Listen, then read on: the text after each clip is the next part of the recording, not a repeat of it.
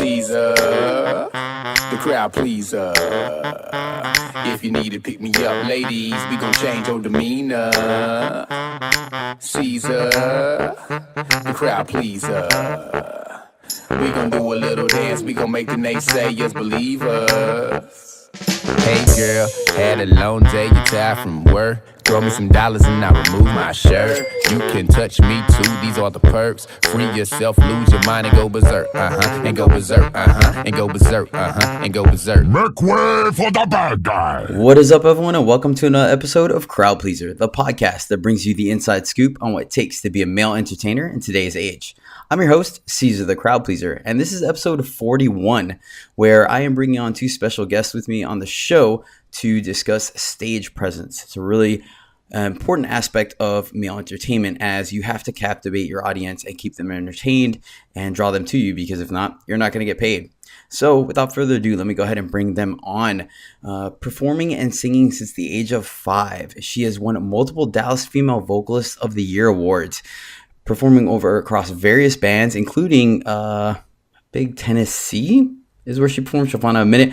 Good friend of mine. I've seen her perform. She's absolutely captivating. Well, welcome on the show, Shauna. How you doing, Shauna? Hi. How's it going? It is great. Appreciate you taking the time out of your busy work schedule to be on the show. Much appreciated. Thank you. You're welcome. I'm excited. And just to clarify the fact, it was Tennessee, right, where you're performing? Missouri, Branson. Oh, okay. There you go. I knew it was one of those close states.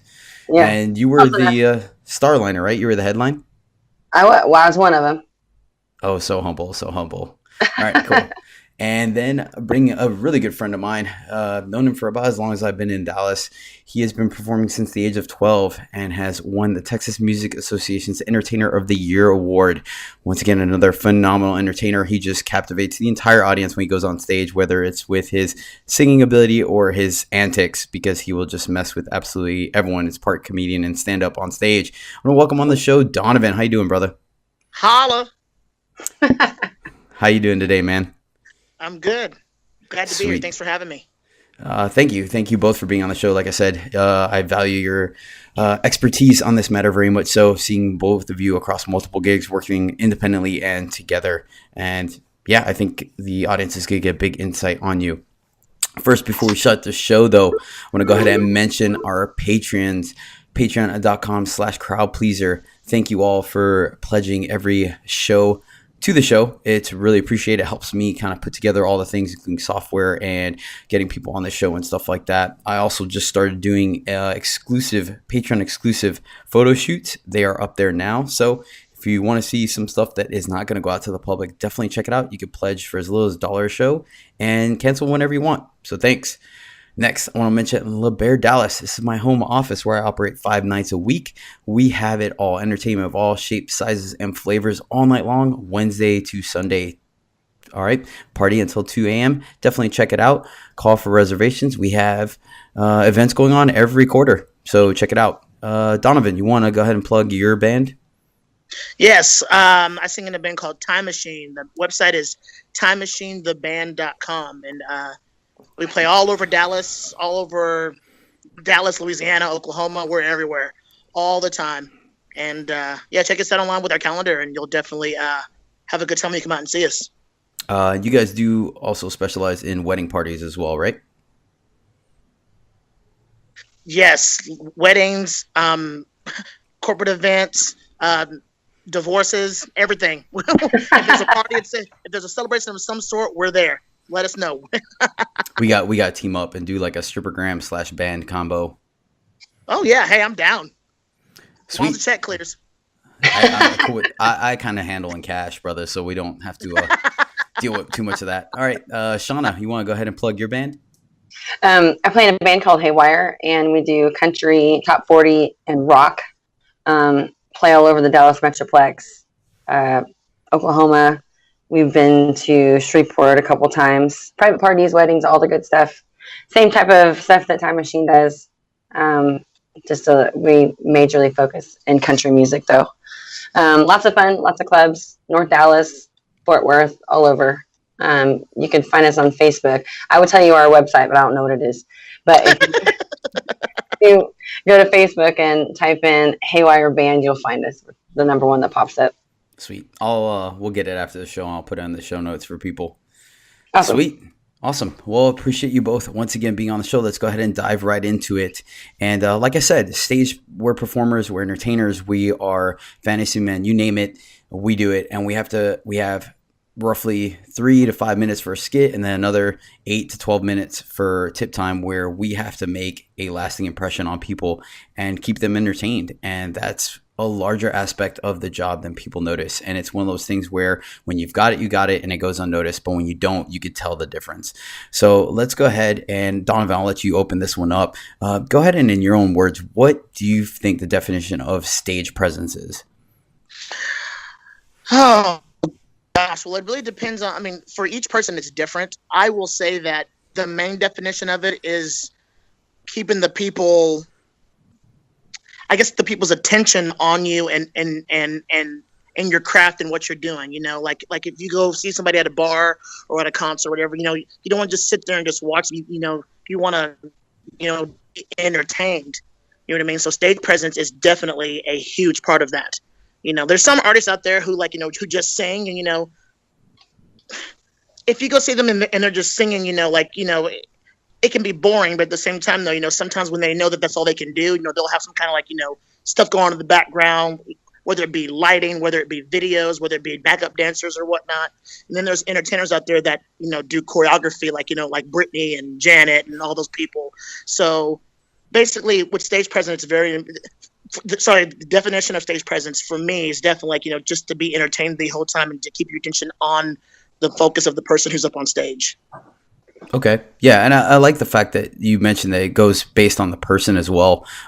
Because as well, some might say for us being entertainers, it's more about commanding the room. You walk out there and everyone's eyes are on you and you just have this masculinity to you. But at the same time, when we're doing our comedy skits, or you see people like jugglers are very good about this, where they kind of seem hokey the whole time they're on stage, kind of clumsy and this and that, but they still draw your attention. They still captivate you. So it's not specifically a persona, but more like something that fits your show, that holds everyone in.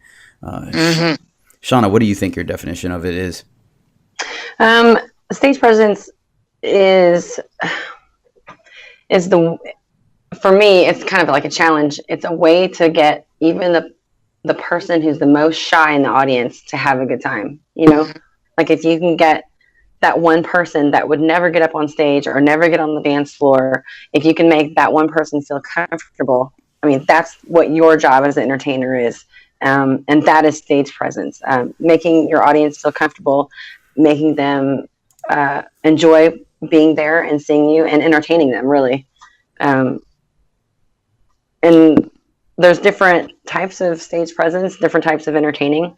But I think it all qualifies just as being that person that's making everyone have a good time. And not being boring. Yeah. I really, man, you guys are fantastic. I really like the fact that, Shauna, you mentioned reaching out to every single person in the crowd, and it's a great perspective on it, because it proves the two-lane road, so to speak. You want to pull everyone in and captivate everyone, but at the same time, you want to give them something and inspire them to do something, whether it's to feel your humor or feel your sadness or be inspired by your music and things like that. So it's really great that you do acknowledge that it's a two-way street. You're giving something, but they're also giving something back. And that connection is what creates that stage presence. So since you touched on the fact that it's different forms of it, what are some of the various forms that you've seen of stage presence, both within your career and just shows you've seen? Are you asking me? Yes. Okay. Well, I mean, different performances require different types of stage presence. Actors, if they're doing a skit and they're supposed to be sad or happy, it's being able to convey those emotions and have them come across. Dancers the same way, ballet dancers, it depends on what type of music they're dancing to. It's just how you convey the emotion in what it is you're doing. Does that make sense? So yes. For a singer, I'm a singer. It depends on the song that I'm doing. Just being able to convey the emotion in the song and having it relate to the people who are listening. is one way, I guess. What do you think, Donovan? What was the question exactly again, so I could make sure I have an answer right? What are the different forms of stage presence that you've seen or So witnessed different or forms. performed? Yeah. Yeah. Okay. Yeah. Well, just like what Shauna said, definitely. It also depends on too, like me as an entertainer, depends on where you're at, is like and what venue you're performing at. Like if you're doing like a club gig, stage performance, than you would like at like a corporate lawyer event where everybody's sitting down eating dinner. You know what I mean? So, and also too, like she said, with actors and with comedians and with dancers and everything. It really just depends on the situation. Now, for me, I love going to concerts. I love concerts. So there's certain artists who are going to be more dancey and choreographed than others. If you want to give you like a good example, like I didn't go see her, but Adele. Adele's more of a singer than she is a performer, so to speak, on stage. Okay. But to make up for that, she, talks to the audience a lot. She has videos behind her. She has things that, have your eyes going like, every which direction, instead of just sitting there listening to her sing, to where at the end of the show, you're still very entertained. You know what I mean? Mm-hmm. And then, of course, there's people like Janet Jackson, the whole time going crazy. It's all choreographed. She has 20 backup dancers, along with J-Lo, Britney Spears, Justin Timberlake, Bruno Mars. So it really just depends on who you're seeing and what you're looking for. Okay, yeah. And now with that, how do you guys value, like Shauna, you had mentioned kind of portraying the emotions of the song and things like that. And Donovan, you mentioned like Adele being more of a singer, and so she has other things to stimulate the crowd. Mm-hmm. How does it play a role, or do you guys kind of just wing it? Because I've seen you both do it, both sides of this, is interacting with the crowd directly, essentially breaking, I think in Hollywood they call it like breaking the fourth wall or fifth wall or something like that, where, on one aspect you're performing your show, but then on the other, like let's say it's a sad song, but you might break your emotion to interact with someone in the crowd. Specifically, you know what I'm saying? Like you kind of bring it a little more personal to them, because we have the same issue in La Bear where we might be creating some type of theatrical show or maybe some just straight choreography, but then we do kind of wink at someone or eyeball someone, or maybe like, caress their hair real quick if there's a gap in the choreography and stuff like that. Like how much do you value that kind of breaking character, so to speak, to add a little bit of personality to like interaction with the crowd? I think it's always good for a live performance if you interact with the crowd. I mean, especially in that kind of an atmosphere or a club atmosphere or at La Bear, like they are there to see a show. They want to be involved, and the more involved they are, the more they're going to participate. They're going to stay longer. They're having a good time. So I think in that sort of situation, it's always okay to break character, as long as it's not taking away from what you're trying to portray. Like I've seen some of the acts at La Bear where, it's supposed to be real sensual and sexy, and you're kind of caught up in that moment. But then when you're being on the side of the stage, where when I'm at La Bear, I'm the one watching. Yeah, I like to see that, but I also want to be acknowledged that I'm still standing there, in front of everybody watching this performance happen. So, just a reach down of a, touching somebody or winking or just acknowledging. Good, I think. And that personal touch makes a big difference for some people.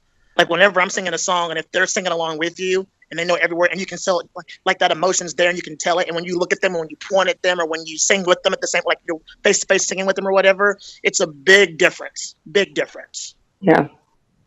And I the one cool thing I have to tip my hat to both of you that I've seen both of you do as well, is when you're singing and you're doing, more of your cover routines, and you're so familiar with the song that I start to see you guys improvise and even include the details of your audience within the music, and they have to be sharp. Like sometimes they might be too drunk to pick it up, but when they do, like they really light up, or they're like, did he just change? And Donovan, you're huge about that. So yeah, it definitely helps. Like that's one thing that I feel like being a singer, you have that ability to do, is kind of improv on the go. versus, I mean, I guess we could do it at Liberta based on the kind of routine we're doing, but sometimes we just don't. And like, I've seen people light up when you guys change one or two lyrics and all of a sudden they realize that you're talking about them. So Yeah. Oh yeah. Oh yeah. But see, also too, as a dancer, you guys, like whenever a song comes on and you want to change it up, but start with the Running Man and like the Roger Rabbit and Cabbage Patch out of nowhere. Yeah. I think the main successor of being a good entertainer and having good stage presence is not caring about how stupid or how good you look on stage, because it's not really about that. It's hard for a lot of people to be able to get up on stage and feel comfortable. So when they see somebody up there doing that and being that, regardless of how good you're doing, how good you're singing, how horrible or good you dance, if they're seeing you're genuinely having a good time, people relate to that automatically. You can almost do no wrong when you see somebody that can get up there and they have confidence and they're just having a good time. I mean, that is what connects a lot of audiences to performers, is just, we're having a good time. We're not judging. We're not, trying to make anybody feel bad or uncomfortable. We're just all having a good time. So Now, for me, that that's goes for Shauna too. Though, because there's times when we'll get on stage and she'll be like, "Wait, are we dancing for real? All right, here we go." yeah, you made two really good points on the fact that you feel comfortable up there.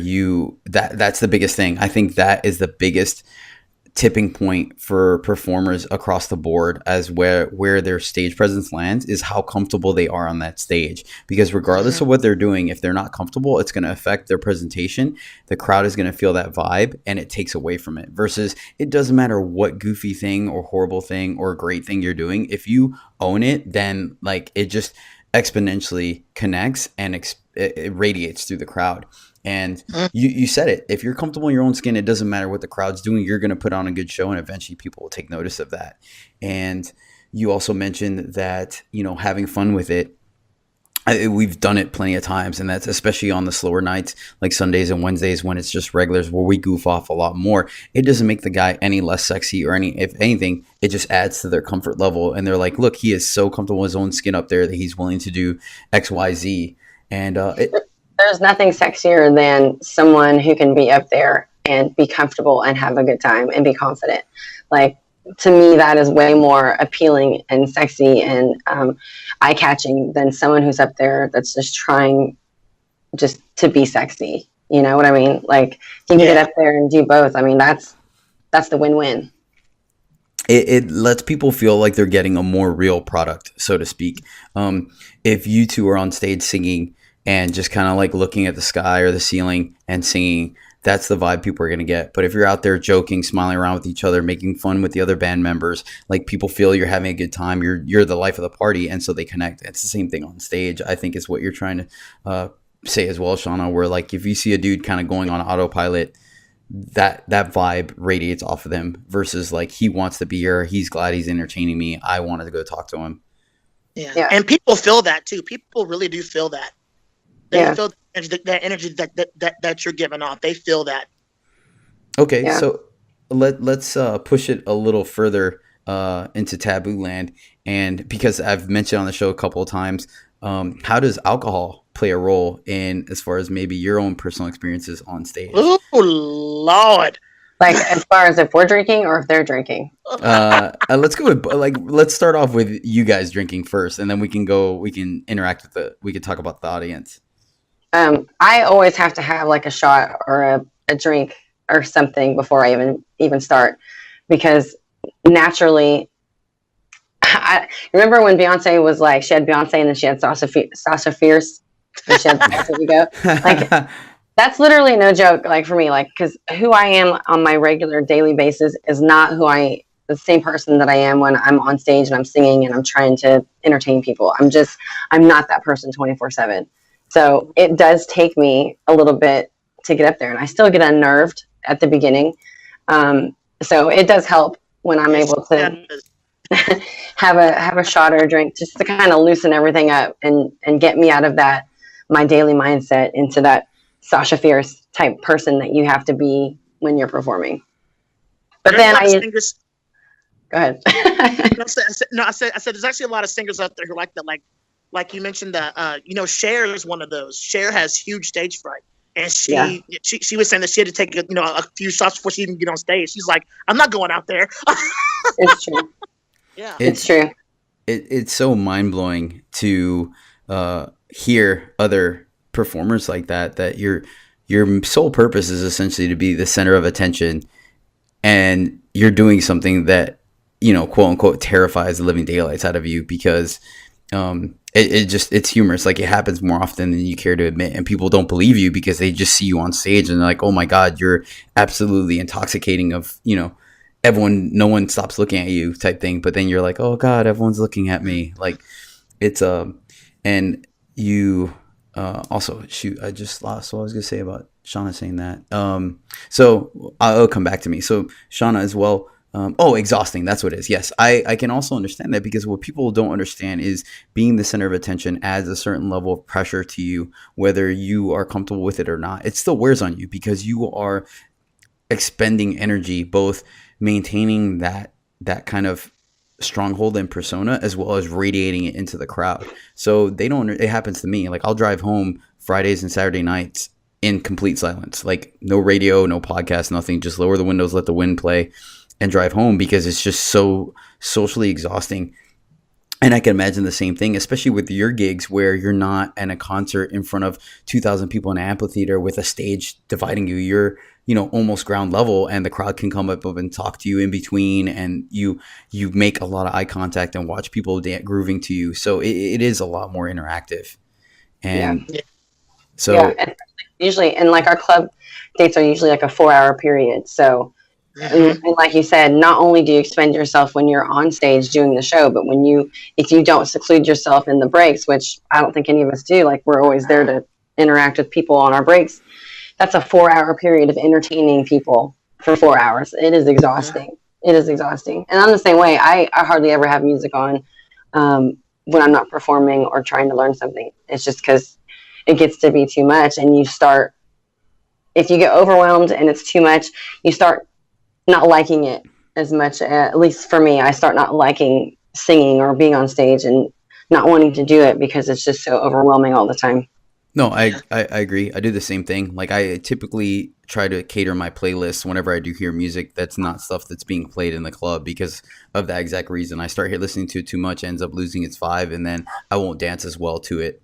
Donovan, how about you, man? How does alcohol play a role in, like, your performances or that you Now, see, that's weird, because I don't drink hardly at all. So, like, for me, like, I'm the complete opposite. Like, I mean, like, I go in sober and hop on stage and I'm just a big cannonball. Like, I mean, I'm always a big burst of energy all the time, and that's without alcohol. And I mean, I don't drink hardly at all, special occasions like my birthday or whatever. Mm-hmm. So I'm the complete opposite. I don't need alcohol to do what I do. I just get up there and just go. Like, I wake up in the morning, I'm always like, like, burst of energy. I'm always, all day long, just go till bed. Yeah. Hey, no, that's even better that we get two different views. It's great, because I don't drink either, so I understand a lot of people are surprised when they realize I do my job sober. So from what you guys, I can't remember obviously the nights you all came in, but, like, did you notice if there were any entertainers on stage that might have been slightly more intoxicated and see a difference in their performance or not? Intoxicated? Oh, the dancers or the people? The people, or I'm sorry, the entertainers, the dancers. Entertainers, no. I've been a couple of times. I've been a couple of times, and the first time that I went there, I was more surprised at the level of entertainment there was, because I'd only been to one, I guess, strip bar, whatever you want to call it, like one other club before, and Mm-hmm. it was with females, and like there's like with the female ones, there's like no entertainment at all. It's all just bouncing around and like, give me money, and just there's no. I was bored, and then when I went and saw you guys, I was expecting the exact same thing, and then I was surprised at, like, how entertaining and how choreographed and how together it was. I was blown away. I was like, this is an actual show. Like, this isn't just like look at my stuff and move on. It was like, you guys are putting on a show. It was amazing. I was blown away by that. And I'd seen you guys. I think I've been there twice to La Bear, and I went once to a place in Vegas, was it the Thunder Down Under thing or whatever it's called or whatever. I think it's something like that. Yes, correct. And the same thing, it's entertaining, it's choreographed, it's put together. That's the part that I loved the most about it was that.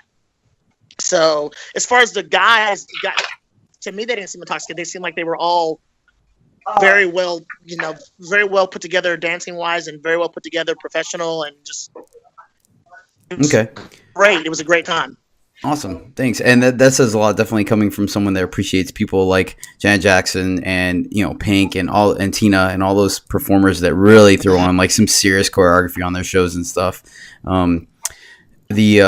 So let's flip it now and look at the audience. Cause I know like for LeBear, alcohol helps because women are, and this is a generalization, I'm not saying everyone, but generally when they come to our club, it's either awkward or intimidating or unsure of what to do. So alcohol kind of helps alleviate some of that pressure, like, it does with everybody else, and helps them interact with us more. And I feel like it definitely helps create that vibe. Like women are more inclined to come up to the stage and stay up there and kind of add to that concert feel or performance feel of our shows. What is and go ahead, Donovan, you can start this one. Like, what's your take as far as like venues when they are serving alcohol and when they're not for you guys? Ooh, there's a big difference. Mm-hmm. Huge difference. I'll give you a good example. About 3 weeks ago, we did a wedding, and the wedding was no alcohol. There was no alcohol at all at the wedding. A dry wedding. What was that? It was a dry wedding. Yeah, it was a dry wedding. There was no alcohol at all at the wedding, and we didn't realize it until about like the third or fourth song in, and I went to Earl and I go, "There's no alcohol," because at that point, not many people are dancing. It's like definitely less dancing, less attention span. It's a whole different vibe, and that's the same thing for corporate events as well. Corporate events, like especially if it's like a whole bunch of guys. If there's not alcohol, they're not coming on that dance floor. So then we're pretty much performing to ourselves for a while. And then when there's parties where there is alcohol, by the first song, they're all like, yeah, let's do it. And then sometimes it's too much alcohol where it's like, okay, calm down. Yeah. Yeah. So that's the same thing. And that's the same thing with any bar you go to, like any bar that's having any kind of performance is going to be a huge difference when there's alcohol involved versus not. Let's touch on that though. It's definitely something that we take into consideration on a one-on-one basis. You obviously have to take it in consideration as the entire crowd because you're playing the music. Like when you start to see that the crowd gets a little too inebriated, like do you adjust your play pattern, whether it's your playlist or the intensity that you play at, or maybe your crowd interaction to kind of keep it at a tolerable level? Because obviously when people get too inebriated, it's way too easy to like spark the fire and just let it burn out of control. Like, is that something that you try to accommodate or not really? No, not really. We usually don't change our show because we have to think about people who aren't inebriated who are there to see the show as well. You know what I mean? And those who are too inebriated, usually the people of the staff handle that to where it's like, okay, let's get this situation taken care of if there is one. But no, I don't usually see a change in the show whenever there's something like that. Not really. I don't know about you, Sean. I don't know about you guys. No, we don't usually. We just usually stick with the flow. Yeah. Okay, right on.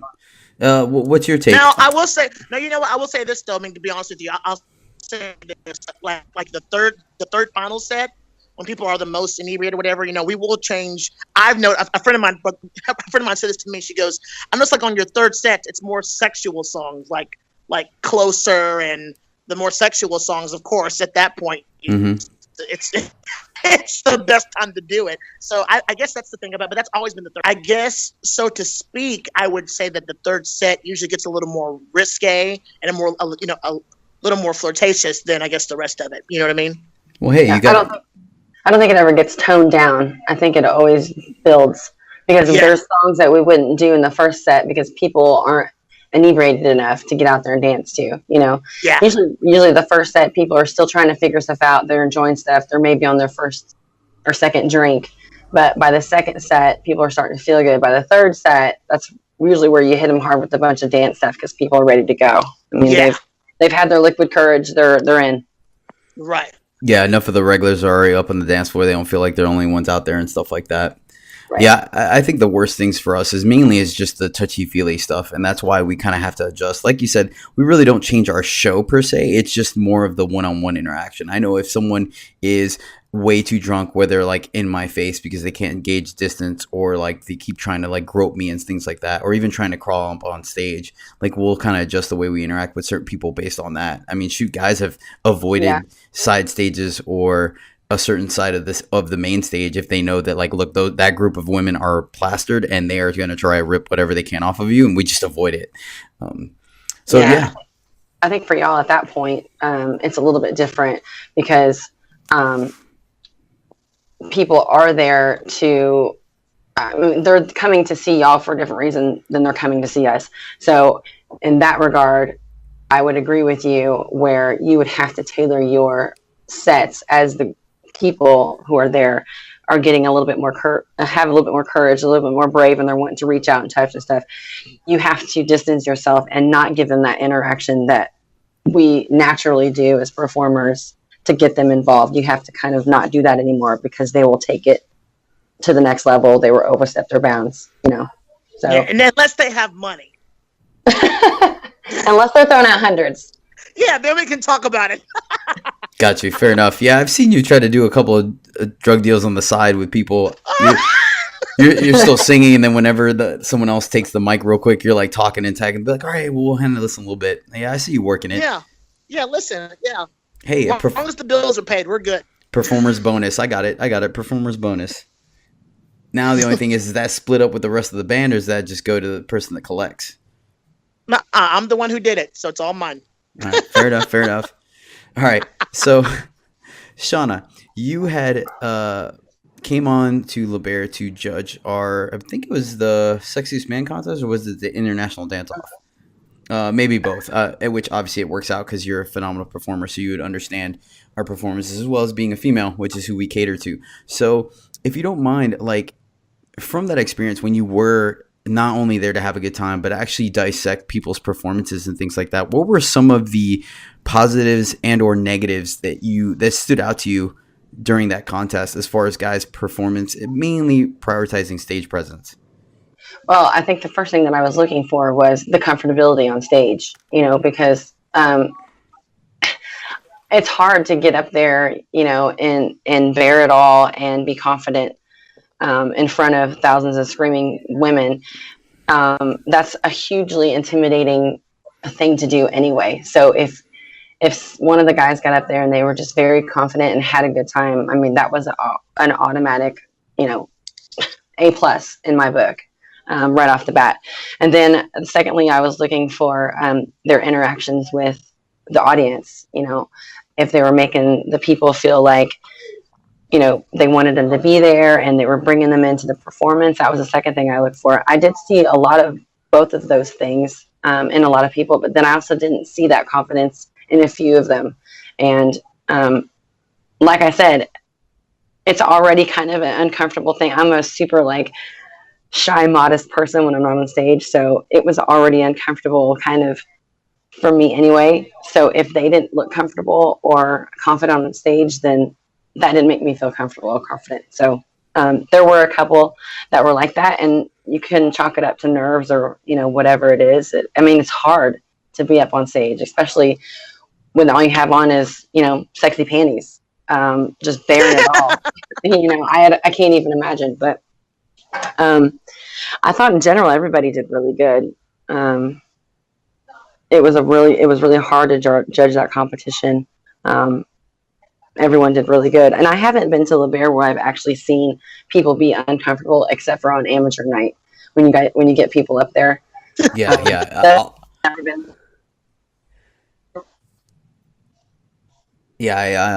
I'll be honest with you. I don't watch amateur night. I have too much of an empathetic personality. So if they're awkward, I feel their awkwardness, and I'm like, nope, not gonna do it. So when you were judging as well, did you notice a difference in guys that let's touch on the guys that you said lacked the stage presence? Was it strictly the comfort that they had they're on stage, or did you see some of it that might have been because they weren't as comfortable with their routine or whether like the material they were bringing to the stage. Did you notice a difference in that, or was it kind of all engulfed in the one group?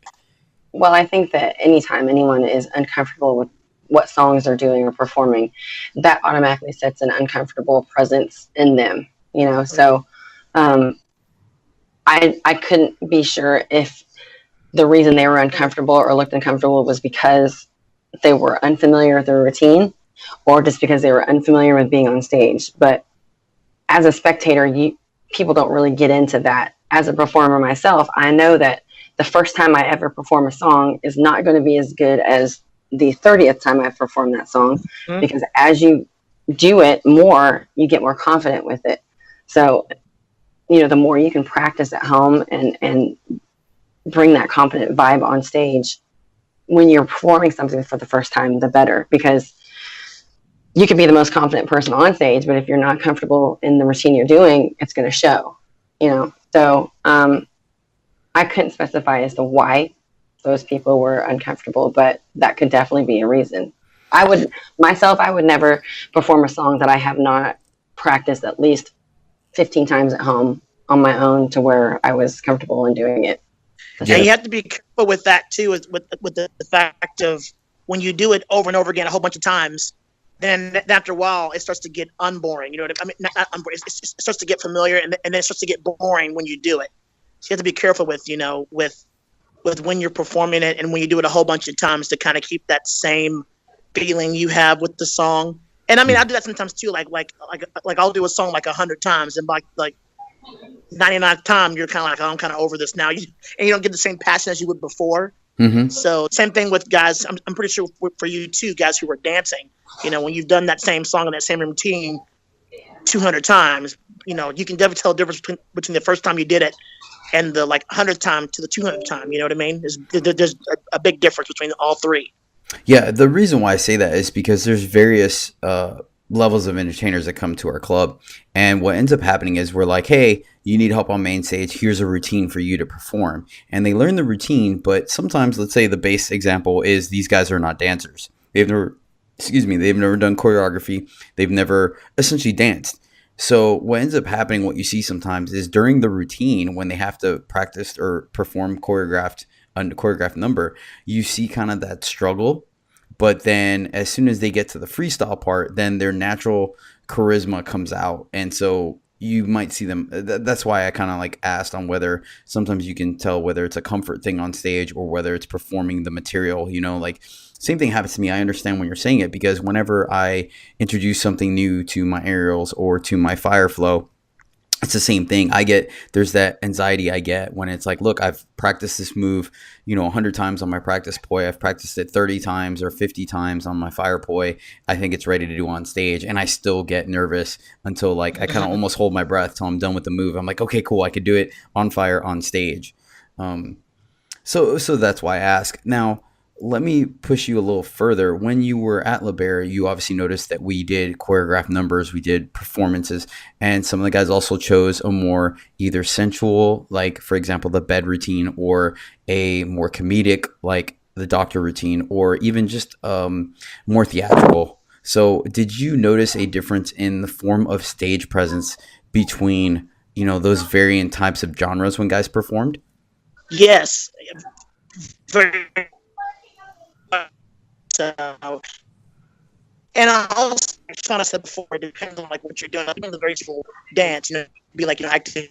Donovan, go ahead and start over because you glitched out for a minute. Of course, Hold on. Now you're getting really bad connection. Can you hear me? There you go. There's a All right. storm coming. There's a storm coming. I just looked outside. Yeah, there's a storm coming through. That's probably why it's doing that. Okay, we're good now. So go ahead and touch on what the various genres and stage presence. Okay, so yes, I did notice I noticed the big difference in each of and of course, you like Sean said before, it depends on like what you're performing. Like, you know, if you're doing like the very sensual, you know, routine, and if you're being a comedian at the same time, you know, it doesn't really have the same effect. Now, someone like me, that's something that I would do, you know, the very sensual, sexy one, and then still be funny at the same time. But that's just, you know, that's me. But from what I saw at La Bear, like there were so many different aspects and so many different what's the word I'm looking for? So many different routines or whatnot that fit the person perfectly. You know what I mean? To where you actually believed and you felt what they were doing.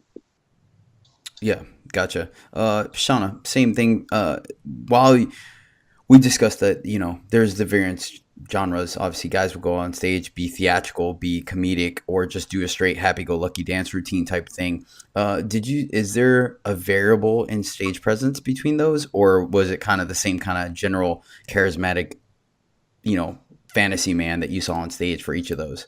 I think you guys do a really good job of like the Grease Lightning act that you guys do, and there's a Michael Jackson one that you guys do. Those are like upbeat and fun, and you can really tell everybody's having a good time. And then in the same token, when you do your shower scene, like you guys are really good at doing the right type of stage presence for that act. Because if you're in the shower and when you're doing your shower scene, if you're in the shower and you're goofing off, like it just doesn't come across or work as well as it does when you're, trying to be sensual and sexy and make it, a fantasy. So that's one thing that you guys really actually do a really good job of. And I really see a lot of the guys who maybe aren't so comfortable doing that sexual stuff really flourish in the fun Grease Lightning, Michael Jackson, and the robot acts that you guys do. Does that make sense? Like, you can tell when they're more comfortable doing one and rather than the other.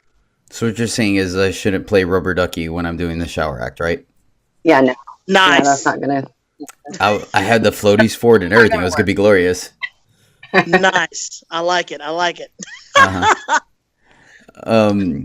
Okay. Well, fair enough. I guess it is a thing. Now, back to you, Donovan.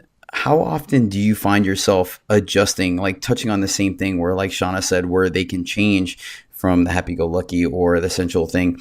For example, let's just use me for example. So I do the shower and I try to be very sensual, very kind of primal, passionate, charismatic through that. But then I don't want that to be the only product I quote unquote sell or pitch. So I try to be a little more playful when it comes down to my tip time. How often do you think it is a thing to kind of adjust your personality on stage based on the crowd or the music or even just how you're feeling? You're talking about for me personally, like in a song or what? Yeah, correct. We'll go off of you. Oh, definitely. Each song that I do, like I change my personality each time. I like for each song that I do, each song.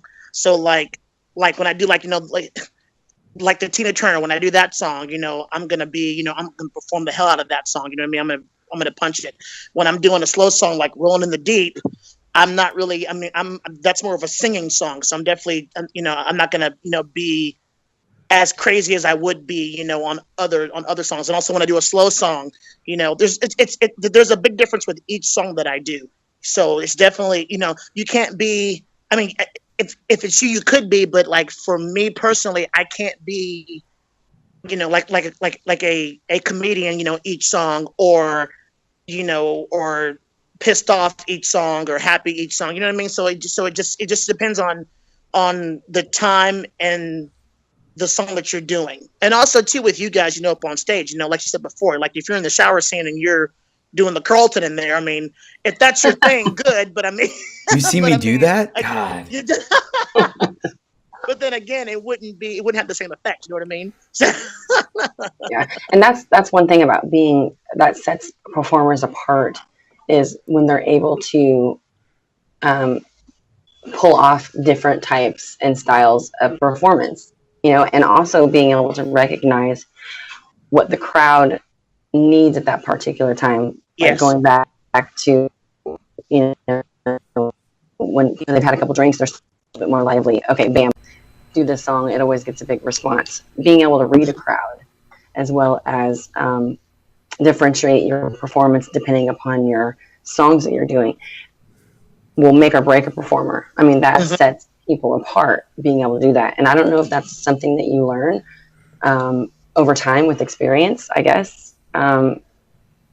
You just it just after I a think while you I start think to figure that out. I think each person's different on that. Each person is different. Either it's something that you learn, or some people just naturally have it. You know what I mean?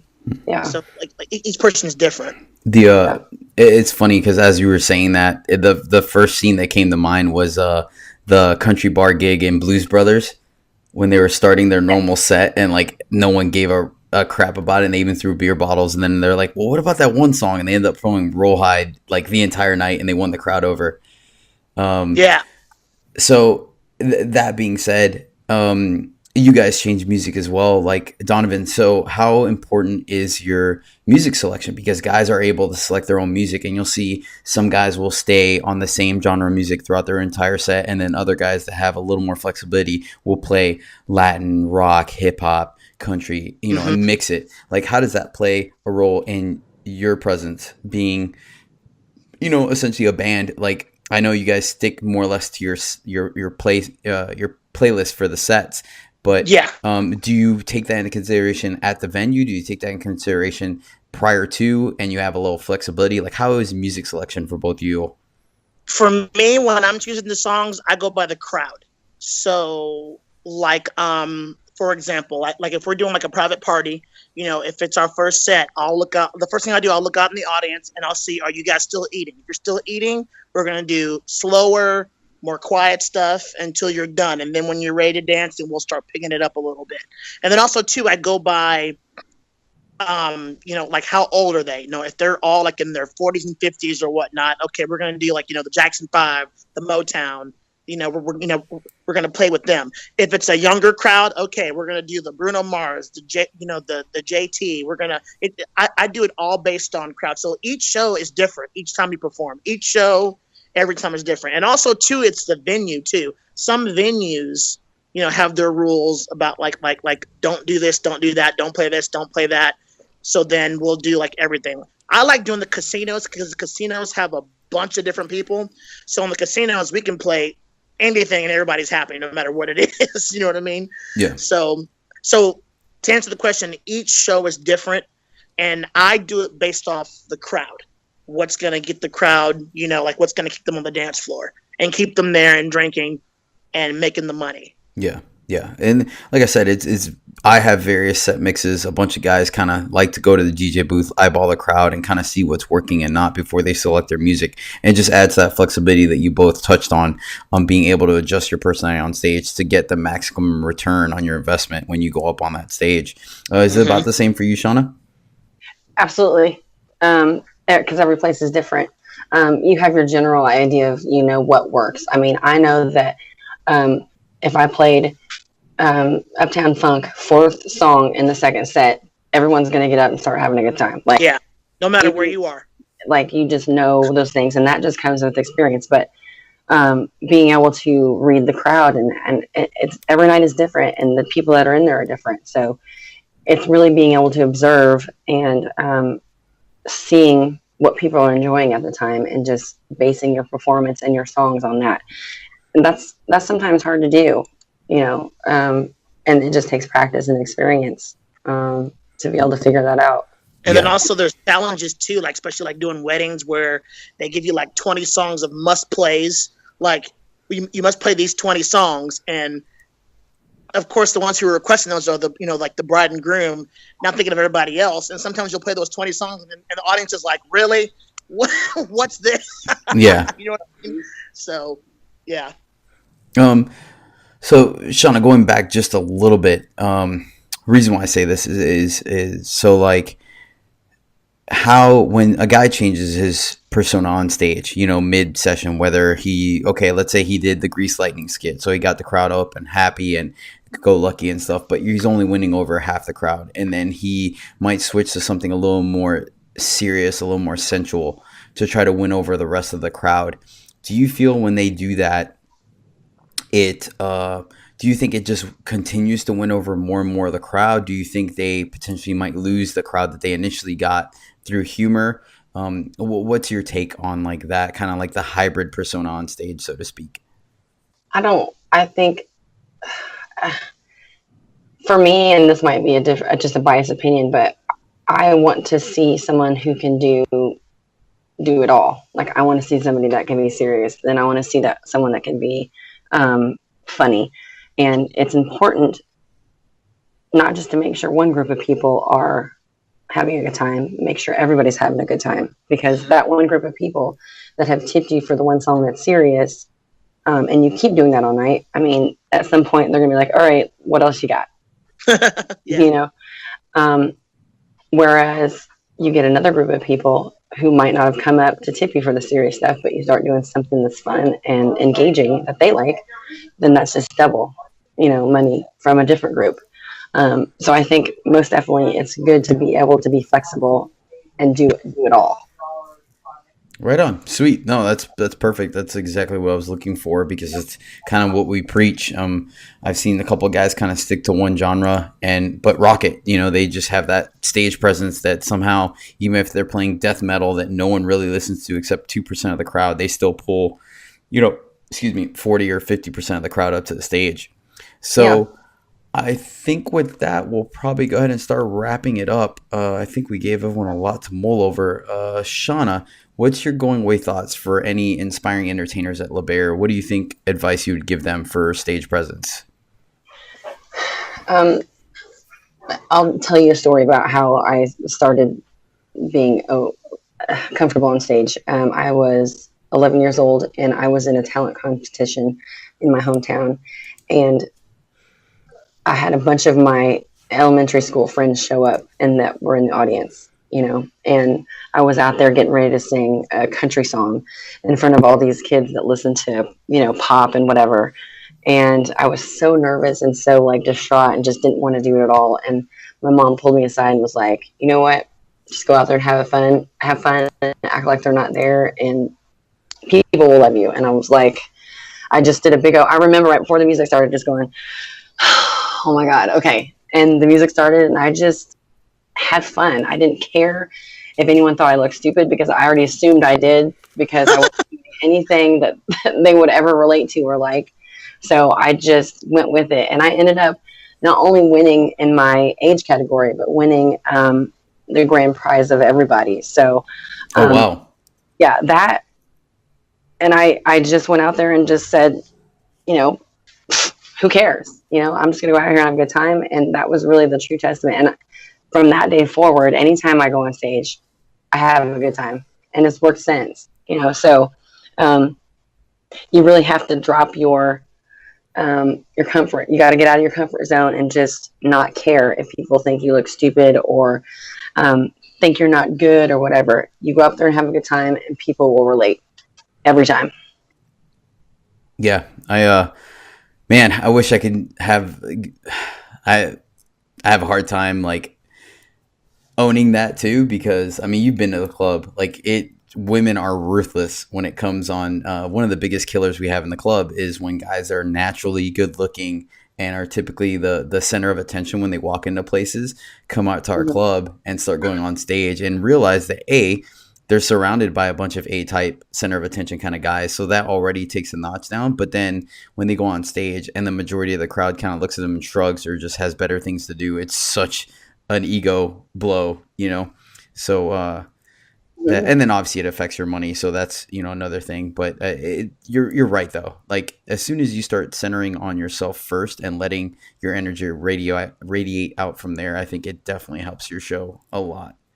So, yeah, and you can't compare yourself to other people. Everyone is different in their own right. You can't like judge your performance based on, what this guy is getting in tips and how much attention he's getting. You have to find your own person that works, your own abilities that work. And then once you find what those are, run with them, And you can't find those by watching everybody else and doing what they're doing. You have to find your own. And it's going to take a while. It's going to take some failures. It's going to take some, maybe some not so good money nights. But once you find it and you've got it, you got willing to fail, because you will several times over and over.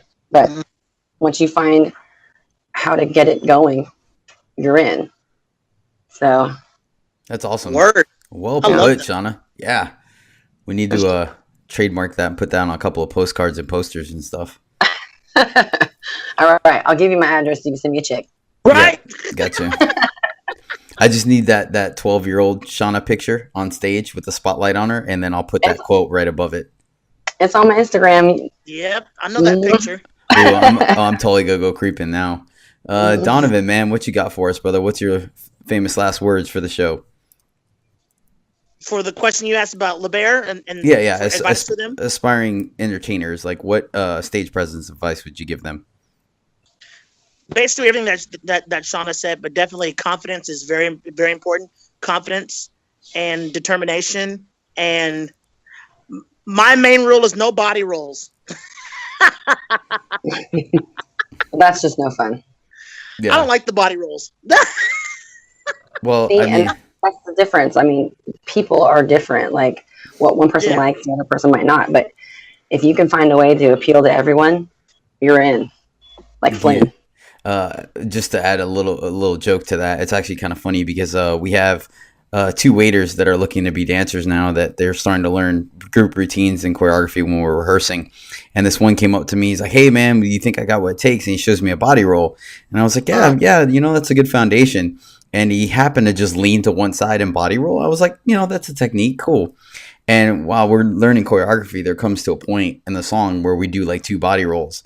And I'm watching everyone do it, make sure everything's good to go. And this guy leans to the right and does it again. I'm like, okay, cool. That's perfect. Just no lean. And he looks at me, and then we go back to the choreography. He leans over to the side again. And I'm like, hey, bro, like, don't lean in your body roll. He's like, what do you mean? I'm like, you're leaning to the right when you body roll. There's a time and place for it. It's just not here.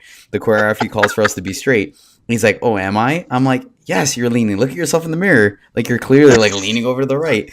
So then he like stands there and like tries to body roll and can't. And I'm like, Oh, I was like, dude, it's literally the same motion. You just don't lean to the right. And so it took like a good 15 minutes before we finally got him to like do it upright. And it was like, I think he started sweating. It was visible, the difficulty he had to body roll. I'm like, look, man, just save yourself a lot of trouble and learn how to body roll like upright. And then you can go not only right, but to the left as well. And I just blew his mind.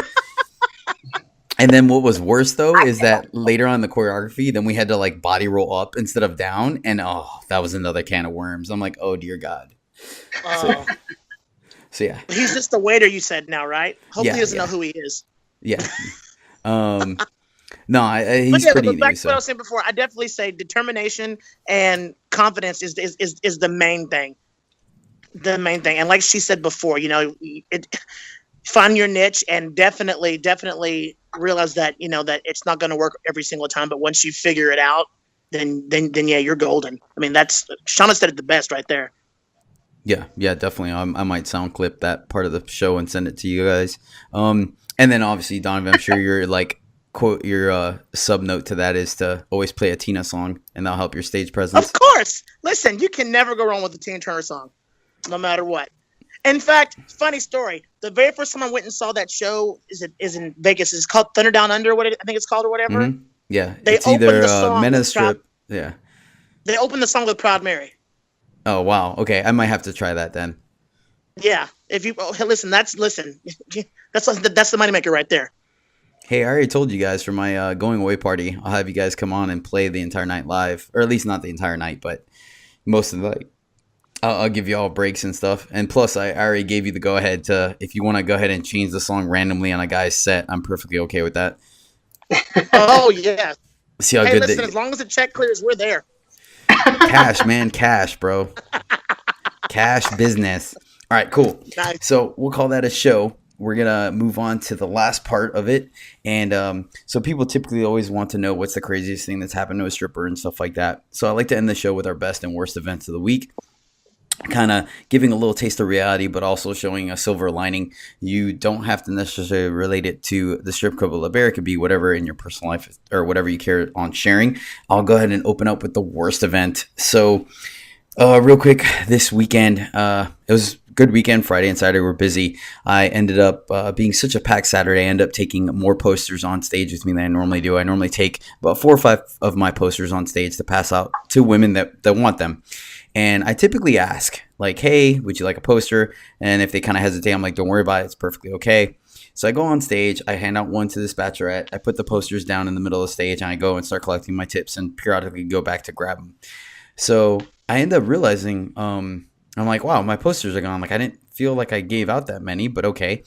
I go over to this one lady, and she ends up wanting a poster. She's super excited. She's throwing money on me. She's having the time of her life, like almost like a retired lady in church, just hooping and hollering, having a wonderful time. So I'm like, hey, would you like a poster? She's like, I would absolutely love one. So I turn and they're all gone. I'm like, I felt like I didn't give out that many, but hey, such is life. I'm like, look, I'm sorry. Just come up to me on stage 2 and I'll grab you one.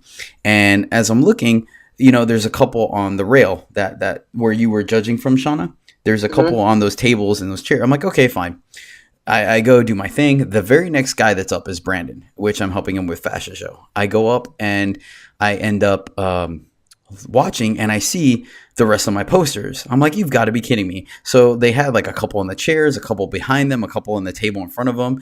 And I was like, out of your entire party of like 10 ladies, only 2 got up to tip me. But, whatever. If you guys wanted the posters, say la vie, such is life. I'm like, fine. It stinks that I couldn't give it to someone that wanted a poster, but fine.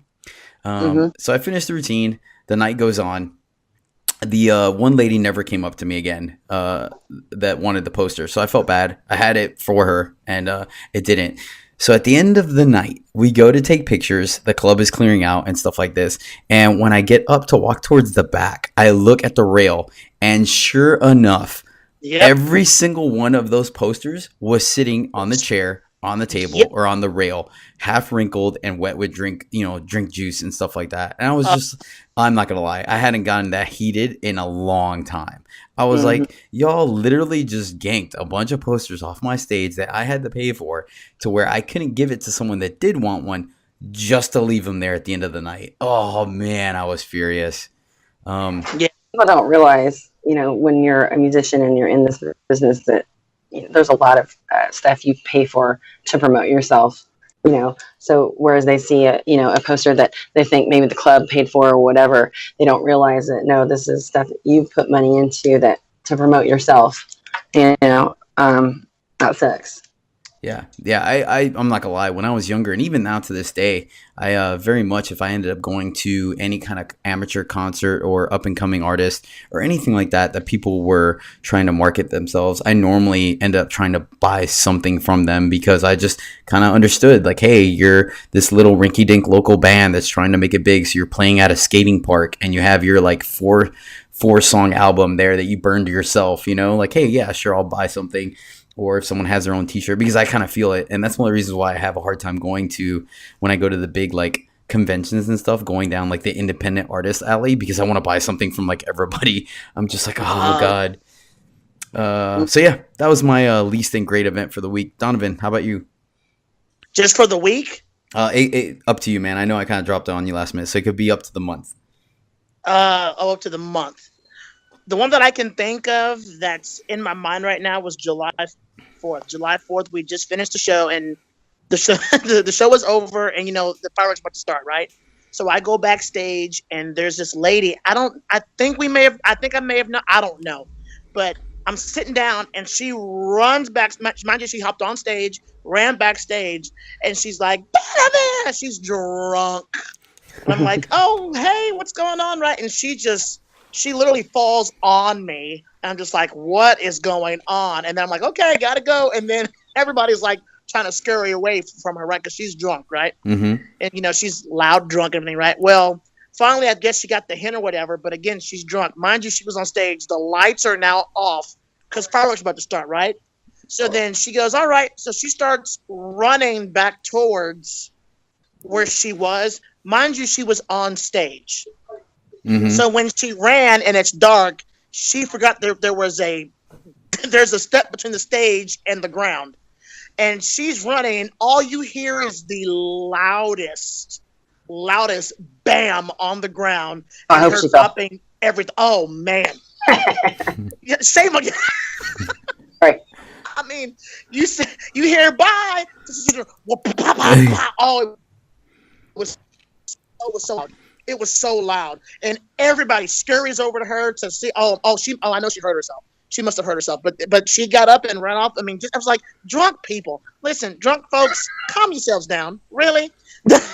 She wakes up the next day wondering what happened. Like, why does my back hurt? God. Oh, why does my face hurt?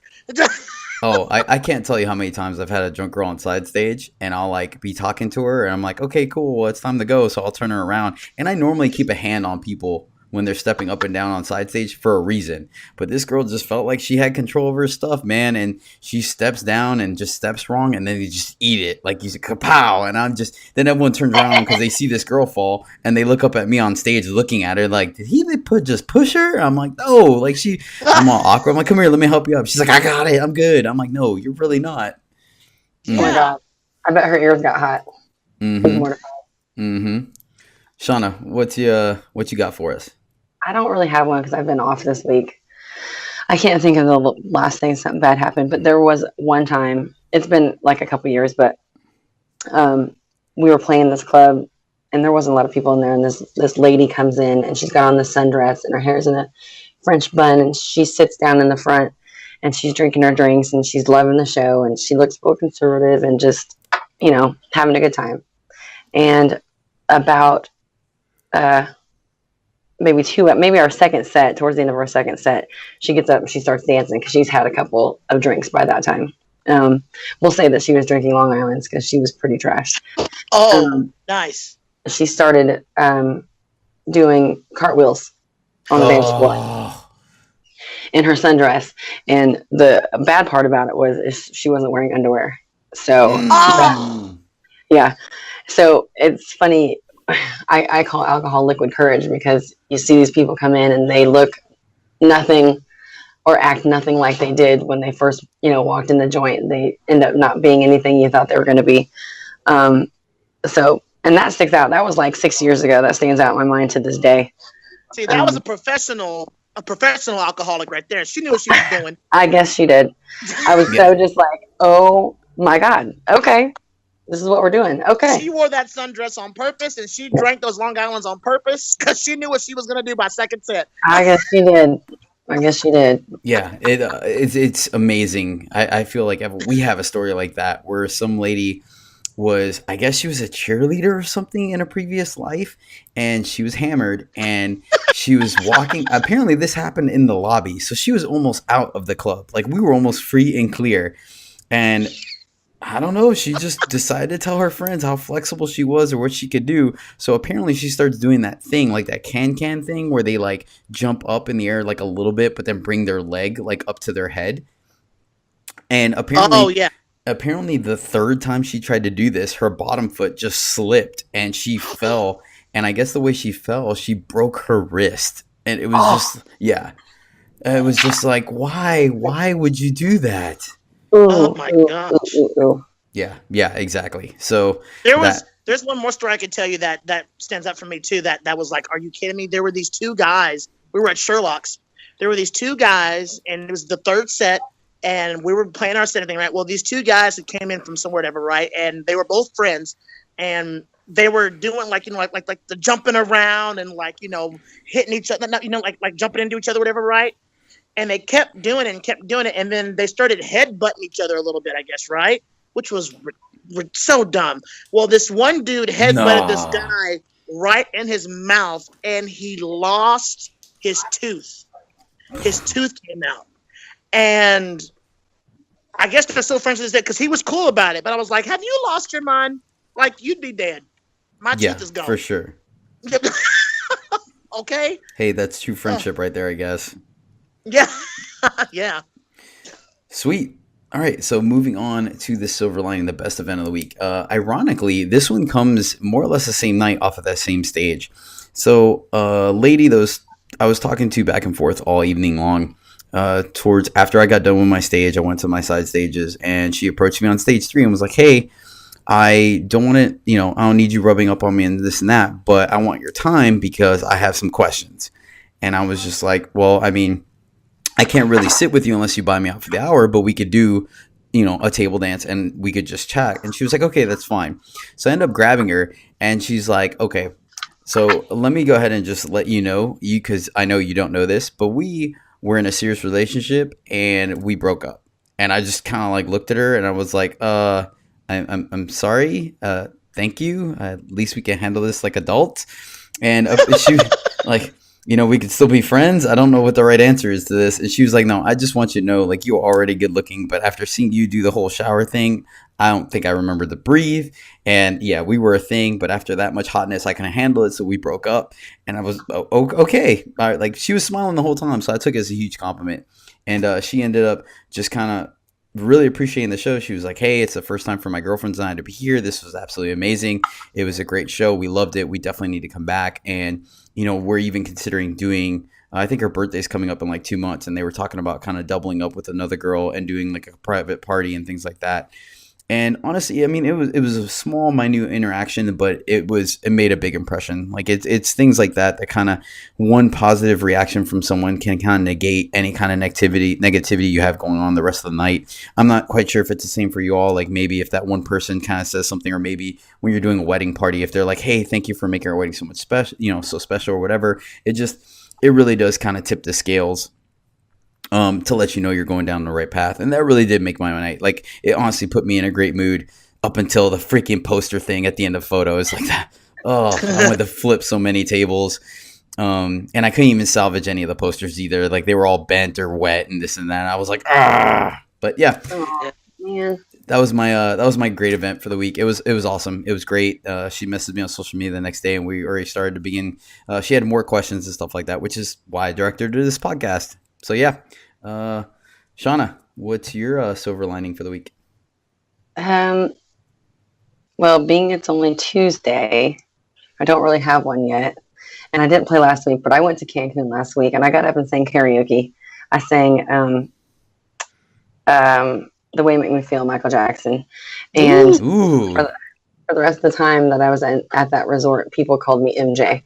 Right. So, that was kind of fun and cool to be like, oh my God, what's up, NJ? Remember you from karaoke, boo? So that was kind of You look cool. just like him too. So. I know. Well, not right now. I'm a little dark. Jeez. Wow. She threw it out there. I It's actually funny. I can envision that playing out in my head because I actually had a similar thing happen to me. I'll break it down real quick. Sorry, I won't get too much into it, but I ended up going to Hawaii with, my family. My mother wanted to go and she wanted to take us all. So we went and we did one of those like dinner cruise things. And of course, all these like vacation things, they constantly like pull people from the crowd to do stuff. Mm-hmm. And of course, even though I'm like subdued and like to be in the background, somehow they chose me to go up on stage, where it turns out it was like a hip shaking kind of contest thing. Oh. Yeah, you can imagine how that went down. Did you win hands down? No, they gave it to like the 300-pound dude that like had never danced a step in his life. But I thought it was hilarious because I was already awkward just because I'm like, why am I the center of attention right now? I'm on vacation. But of course, once they put the little grass hula around me and they're like, okay, your hips move like this. I'm like, okay, like that. All right. And I just went full stripper form on them. Like, I think I even like did a handstand and like body rolled. There's the body roll again. Yeah. There it is. That's hilarious. Yeah, so I could definitely imagine like everyone's faces when like you started to sing, because I've seen you wail and it is absolutely phenomenal. Actually, a side note with the two of these, so they've done live band karaoke. If you have not gone to see them, you need to do it because it is quite the experience. And I'll tell you why. Because it's just like normal karaoke where people go up there and pick songs, except you have a live band playing with you, which is a great feeling. Not that I've done it because I'm not a singer, but I have that empathetic attitude and personality.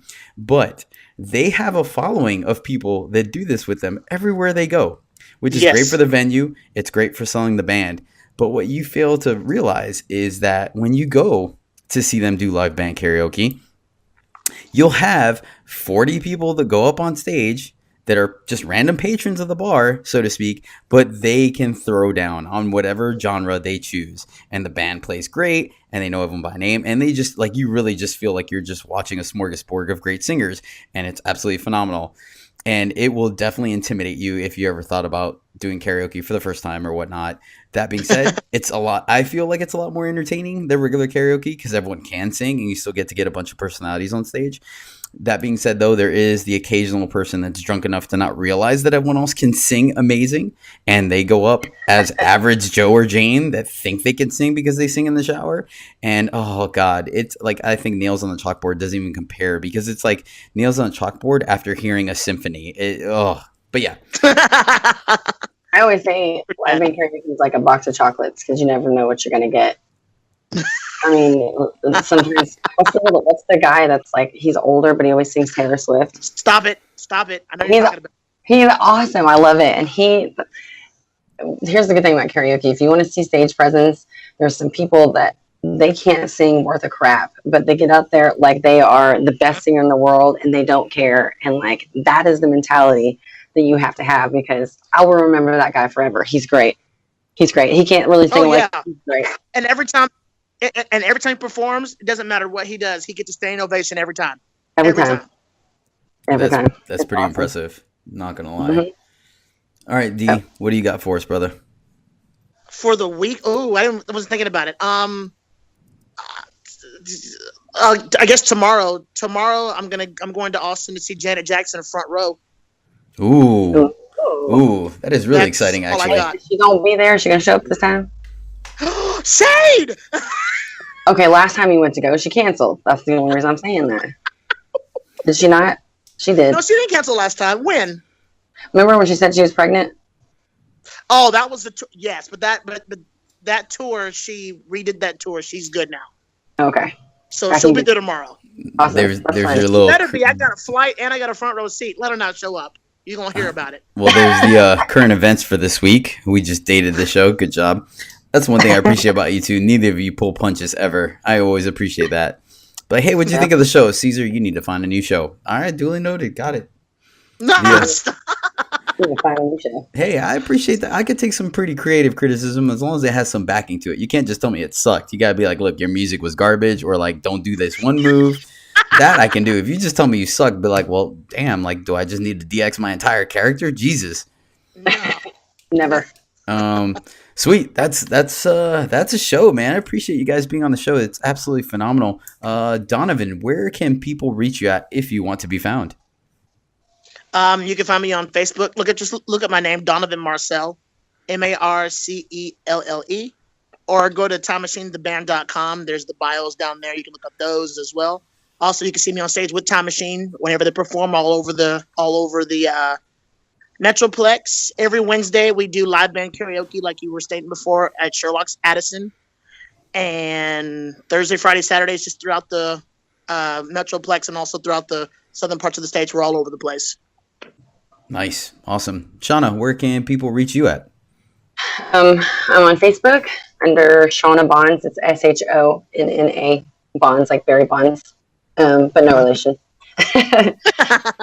And all my band information is on my Facebook as well. I'm actually in a couple different projects right now. So just go on there and check it out. We play all the time, every weekend. I'm playing tomorrow at 360 with Friday Night Fights, so that'll be fun. You're playing 360 tomorrow? Bambuca 360. What time? That's a good question. Don't worry about it. I'll get it from you after the show because right. Guys and I might hit it up to see y'all and promote a little bit before work. So. Oh my gosh, that'd be awesome. Yeah, we'll see what we can make happen. I think we start at 8 o'clock. That might be doable. We'll see what's up. I think I actually will be out that way too because of my Silks class. Anywho, sweet. This is Cesar Crowd Pleaser. You can catch me at Cesar Goyazo on Facebook. That's COLLAZO. Catch my Instagram and Twitter is Cesar LeBear7. And you can catch this podcast as well as my reality show on YouTube, iTunes, and SoundCloud at Cesar the Crowd Pleaser. If you need all things Cesar, go to CesarTheCrowdPleaser.com. That has everything on there. My cosplay, my aerials, my fire stuff, more stripping things, the reality show, the podcast, you name it. I do it. Jack of all trades, master of none type thing. And that's everything. Donovan, really appreciate you taking the time to come on the show, man. You're a good friend of mine. Always a blast chatting with you. Thank you so much. No, thank you for having me. I appreciate it. Shauna, you're a phenomenal Yes, sir. entertainer. I always appreciate it.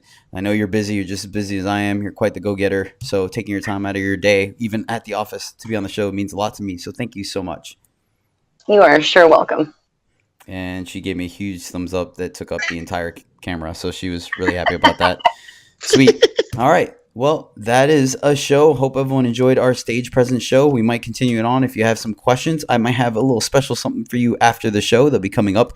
And yeah, until next time, keep bringing the rain. Hey everyone, I mentioned having something special for you all after the show. And so what I ended up doing is asking several friends of mine that have been coming to LeBaire for a while and have a little bit of experience in the industry to, in their own words, describe what they felt stage presence was at LeBaire specifically, and recorded it and went ahead and am adding it now on this spot in the podcast, so you can kind of just get perspectives and views from various people and audience members, and see if you can pick up small patterns or certain factors that they all seem to overlap on. All right, well, without further ado, here they are. Not to sound cliche or anything, but stage presence is really a state of mind. If you're up there thinking about the groceries or taking the dog out or what you need to do tomorrow, it's all on your face. Everybody can see it. Everybody knows that you're not having a good time. If you're up there and having a good time, that's going to cause everybody around you to have a good time. It's really about charisma and how you have fun. Because if you're having fun, then everybody else is having fun. It's an automatic draw. It's a magnetic appeal. You don't necessarily have to be the greatest dancer in the world. You don't necessarily have to be the best looking person in the world. But if you're up there and you're having a great time and you're radiating positive energy, everybody around you is going to feel that. It's going to attract people. It's going to make people take notice. It's going to bring people up to you. It's not necessarily about looking at somebody with this sexy come hither face. It's more about making a connection.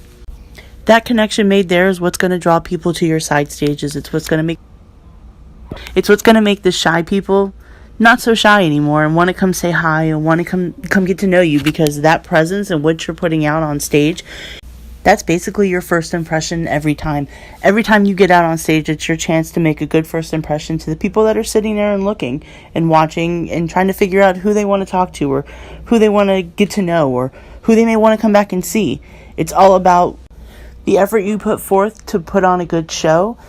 In the end, people come in there because they want to be entertained. So if you're putting on a good show and you have pride in what you do and you have a work ethic that makes you better every single night, it's going to be a win and people are going to see that. But if you're sitting there and staring at yourself in the mirror and looking to see how you look, we are already there looking at you. We don't need to see you looking at you as well. In the end, you know your stage presence is good if people are paying attention to what you're doing. They're looking at the stage and not looking at their phones. They're not talking to their friends around them. Their eyes are riveted at you and you alone, because you're putting on a fantastic show. You're giving the people what they want to see. Stage presence to me is about having something, whether it's a look or a signature move, that makes you unique as an entertainer. That when people see it, they're going to automatically know that's you. That's your personality shining through your routine. And that's the way to show that you're having the most fun with it. And to always be in that moment on stage. Interact with your audience. Joke with them. Laugh with them. See every girl as a different person. Don't have the same interactions. Do the same things with everyone. Because how you are with one person, you might not be able to be that way with another person. It's just not how their personality is or how yours clicks with theirs. Also, I think a big part is trying to, as much as possible, feel your music. Don't just have like a set choreography at this mark, it's this, and it's 1, 2, 3, 4. But be able to do what you do based on where you are in that song, in that night, with that crowd. And that way, too, if you notice that night maybe something you always do during your routine isn't working, you can change it and bring the crowd back up or get the attention back on the stage just by being able to sort of pay attention to what's going on around you.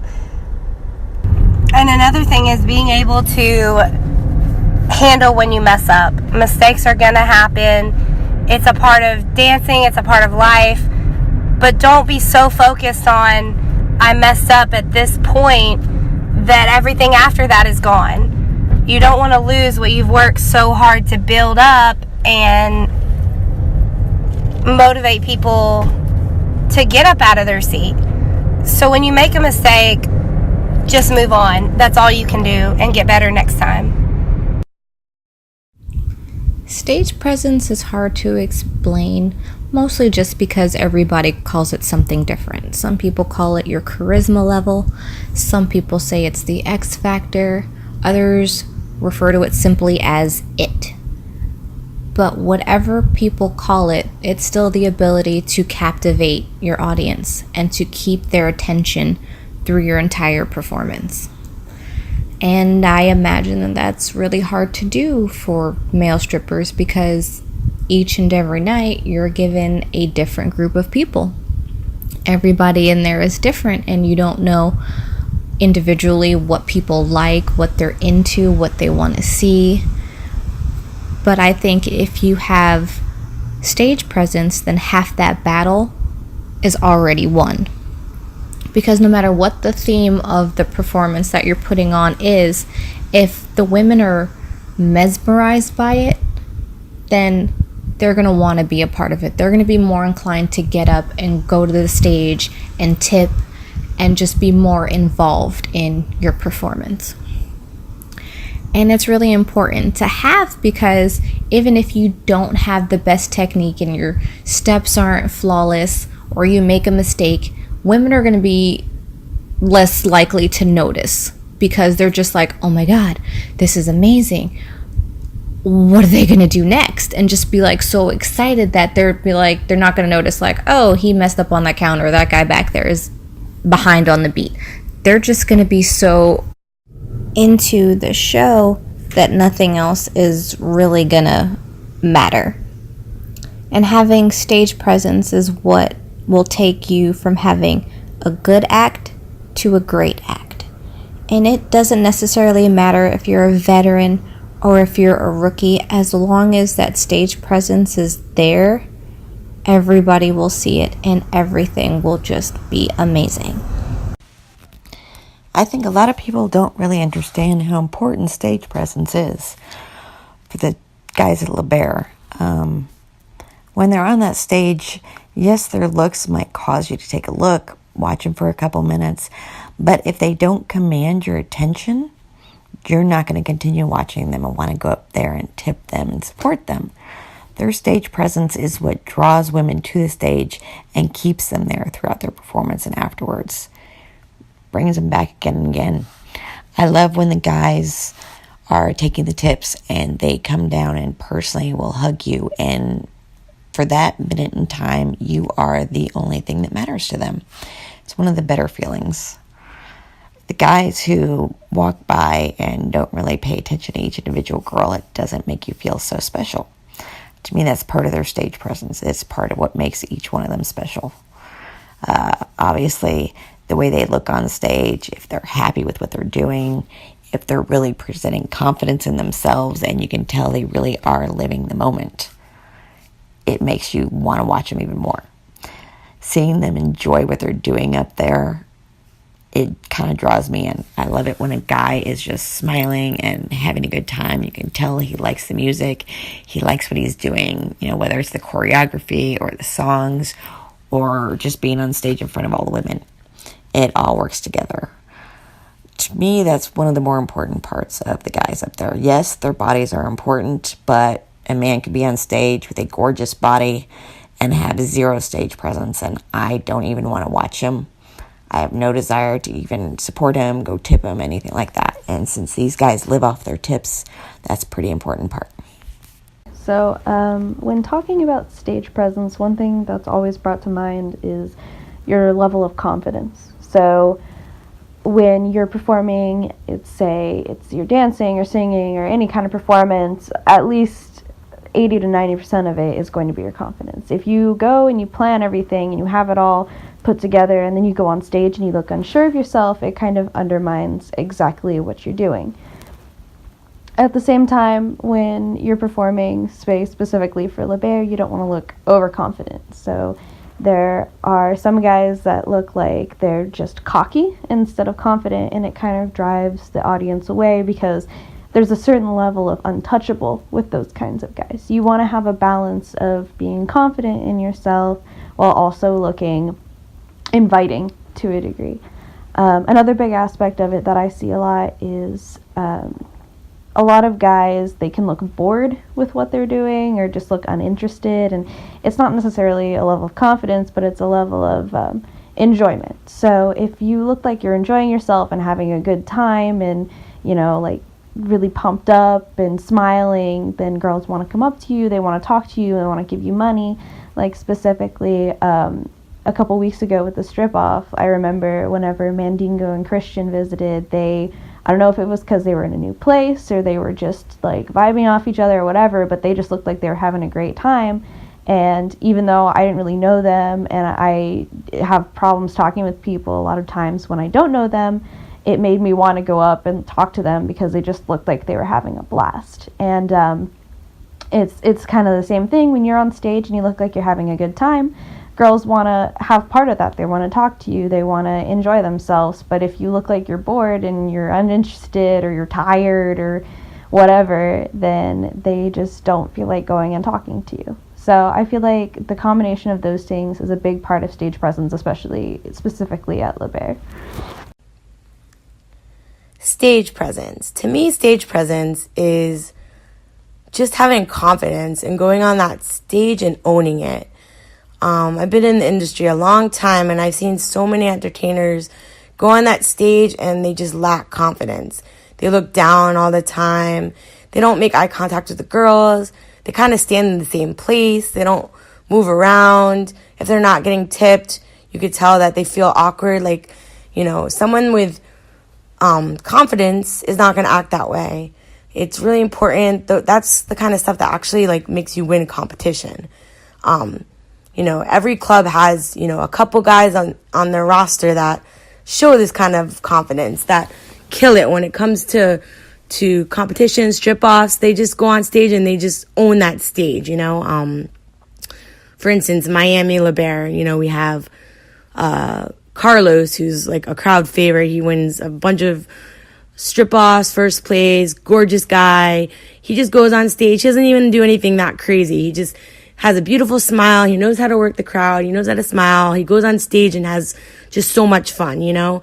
Same with Alex. Alex goes on stage. He'll jump off the stage. He'll work the crowd. He'll dance around, and he knows how to put on a really good show. Fort Lauderdale, we have OTC, who is just crazy on stage. He has a good time. He dances around and he makes the girls get out of their seat and have fun, and that's something that's very important. Same with one of our entertainers, Ty, in Fort Lauderdale. New Brazilian guy. He's newer in the roster. He, you know, has a great smile. He dances samba. He gets the girls excited. He just brings a lot of energy to his show, and that's something that's very important. Energy is like the number one important thing. You know, if the girls are sitting in their seat and looking at their phones and not tipping and not paying attention, then there's something wrong. You know, I've been to Texas quite a bunch of times, and you know, I worked for Dallas for a while, so I got lucky enough to see some of the shows out there. And you know, Cesar, amazing entertainer, which is why he wins a lot of competitions. He always has a great show, always has, you know, great costumes, great acts, great energy. You know, you have Jason, face of LeBaire, beautiful guy, you know, knows how to work the crowd, make every girl feel special, just give them that look. You know, Ace Boogie goes out there and has so much fun. He just acts crazy. He has a lot of energy. He's a great dancer.